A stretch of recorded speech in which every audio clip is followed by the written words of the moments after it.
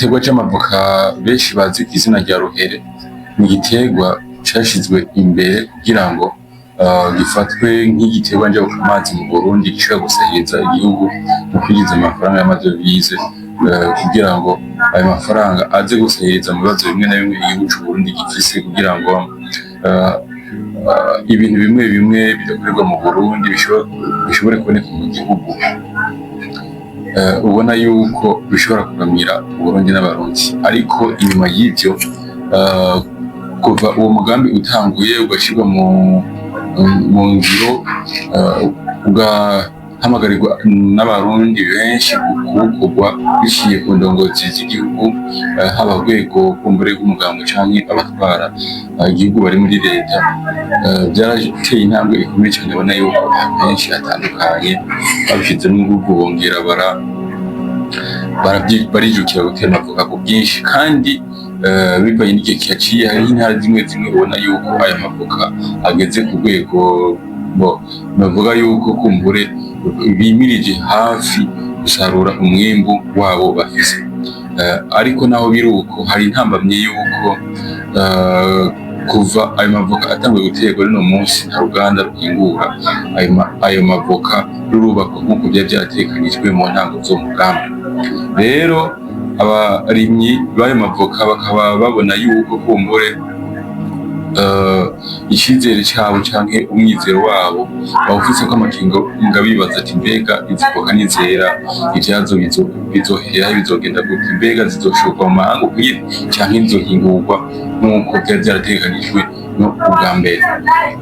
Rero hambavu y'ivyo, nk'uko bisanzwe biri Uburundi n'igihugu c'u Rwanda, bisanzwe hariho ukuntu bikebana bivanye n'ukuntu hariho ukutumvikana no gupinzanya canke kumbure kurwanyanya hagati yavyo. Mw'ino minsi haragaragaye amakuru avuga yuko kumbure leta y'u Rwanda nayo imaze kubona yuko leta y'Uburundi yakoze umugambi wo gutera amavoka, ikawuhimiriza mu banyagihugu no mu gihugu, kandi bigakunda, bigatanga n'umwizero yuko ejo n'ejo bundi umwimbu ushobora kuba mwinshi mu gihugu w'amavoka. Leta y'u Rwanda nayo yaciye ikoranya inama yihuta itegura umugambi wo kubaka ihinguriro rihingura amavoka. Ikibazo rero abantu baciye bibaza,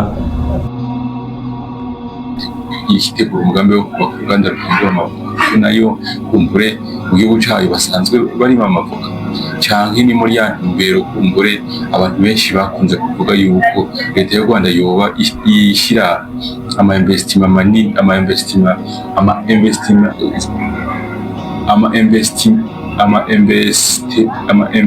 mu nzenya mu gusambura canke kurwanya imigambi y'iterambere y'igihugu c'Uburundi.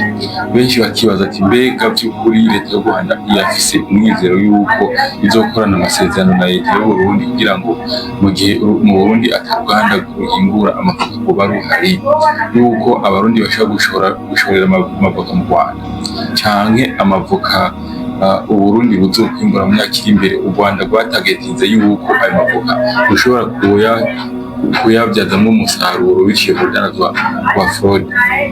Rero ico ni ikibazo jewe nawe twokwibaza, abantu benshi bariko baribaza, nk'uko bisanzwe bizwi yuko na mbere hose u Rwanda rwari rwarubatse uruganda ruhingura ubutare, rwarubatse uruganda ruhingura ikawa, kandi bizwi neza yuko ivyo vyose u Rwanda atavyo rufise.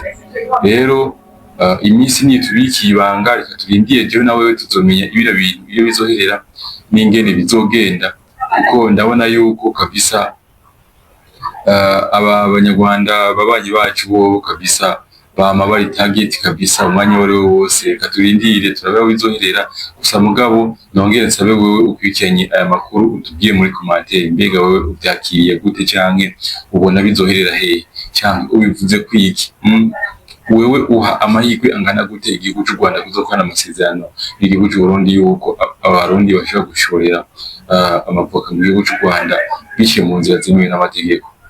Okay, reka dusabe kumbure wewe dukurikiye ariko bwa mbere ukore jeme subscribe na commentaire bishobotse na partage kugira ngo bino biganiro byacu dushikiriza nimba abikunezereje bishobora gushika kuri benshi bashoboka, kugira ngo kumbure biduhe umwete wo kubana yadukora n'ibiruta n'ibi. Murakoze cyane.